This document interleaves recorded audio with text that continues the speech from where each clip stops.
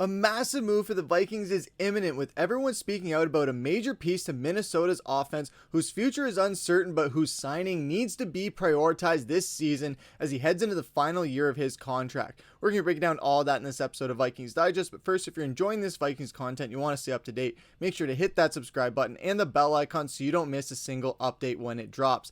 And with that, I'll hop straight into it, which is that Bleacher Report's Mo Moten put out a list of every team's most important contract extension ahead of the 2025 NFL season. There were some pretty big names on there, and when it finally got to the Minnesota Vikings, it came to left offensive tackle Brian O'Neill, who has been one of the league's best right tackles. According to Pro Football Focus, he allowed 2 sacks while on the field for 664 pass blocking snaps. Absolutely elite. The 8th-year veteran tackle is coming off of his second Pro Bowl season, and he has no guaranteed money left on his contract. He signed an extension in 2021 and is overdue for another.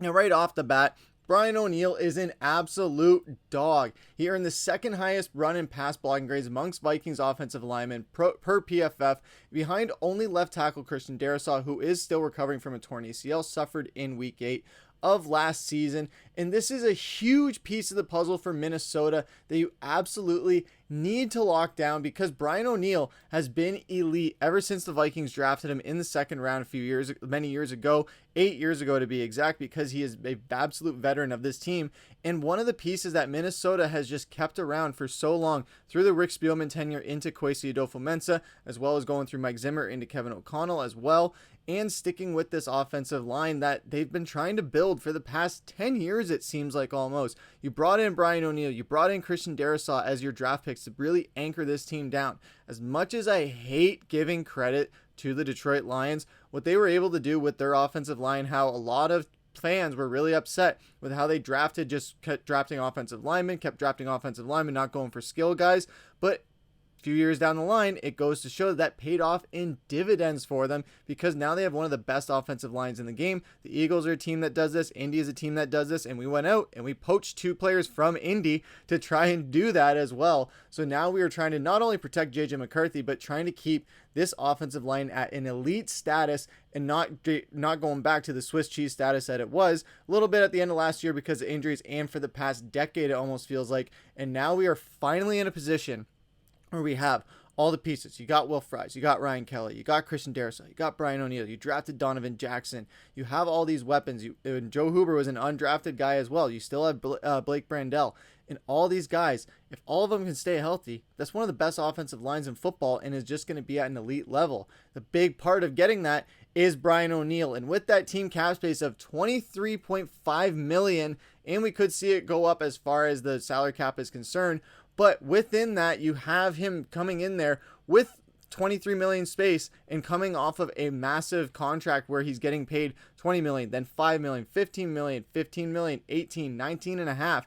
He is one of the highest paid players on this team. And with the amount of space that they have with the 23 million, you look at his average projection, what he's projected for, 18.5 million per year. It would still keep him as one of the highest paid offensive linemen in the NFL. And I think that would be a really big boost for this team if you do lock him down, because this is a guy that you don't want to see go to anywhere else. Yes, he is expensive. Offensive linemen are expensive. It's just one of the realities of this league, where if you want your quarterback to be protected, yes, you invest in your skill guys, but you got to invest in protecting your quarterback's butt as much as you can, because what have we seen with the Bengals? When they have had bad offensive linemen, Joe Burrow is running for his life back there. We don't want that for JJ McCarthy. Minnesota has been watching how these teams have been developing rookie quarterbacks. Is the reason why it took Kwesi so long and Kevin O'Connell as well, to go after a rookie quarterback. Yes, they had Kirk Cousins there, but there were some times where even with Kirk Cousins, they knew wasn't the answer, or they still had this faith in him. They could have gone out and drafted a rookie quarterback, or done the opposite and just followed what other teams are doing.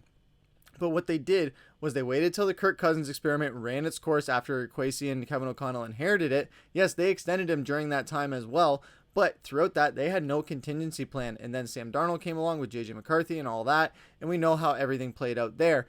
But within that, Minnesota watched how teams like the Carolina Panthers, the Kansas City Chiefs, the Houston Texans as well, the Chicago Bears, and so many other teams that have and the Washington Commanders as well, who have drafted rookie quarterbacks, and seeing how, yes, some of them had success in their first year starting, some of them have had horrible experiences in their first year starting, but then you go into their second year and that's where they can kind of improve.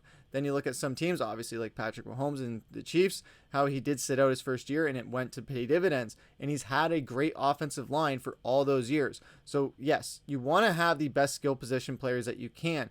However, what we've seen out of winning teams, yes, the Eagles, A.J. Brown, Devontae Smith, those guys are great.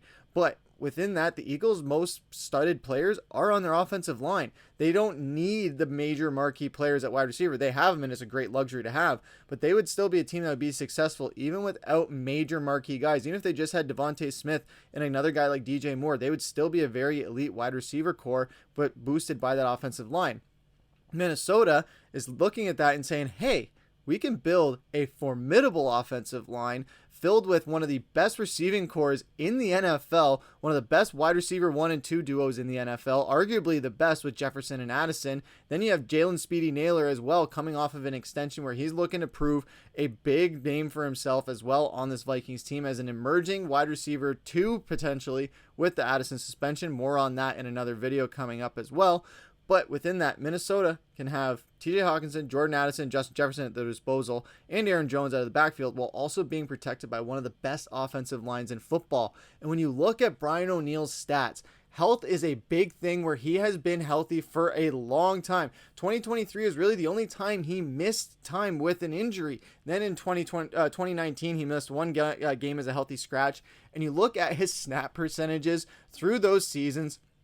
His first year as a starter, playing 15 games, getting 76 offensive snaps, and then just skyrocketing to 94.9 and then to 98.8, basically playing all of them. And then in 2021, playing every single snap 100% of the time. And even last season, 98.5. So this is a guy that is healthy. He's going to bring production, and he knows how to play for the long game and has that longevity. And it goes to show that Brian O'Neill is worth every penny, especially if you're looking to protect J.J. McCarthy with the best of the best in the league. Brian O'Neill on any other team, he would be a Pro Bowler on any other team still. But on this team, he is part of an elite unit. And this is a guy that you do not want to see go to another team, especially in the NFC, that you could be facing within your own division in the regular season or in the playoffs down the line.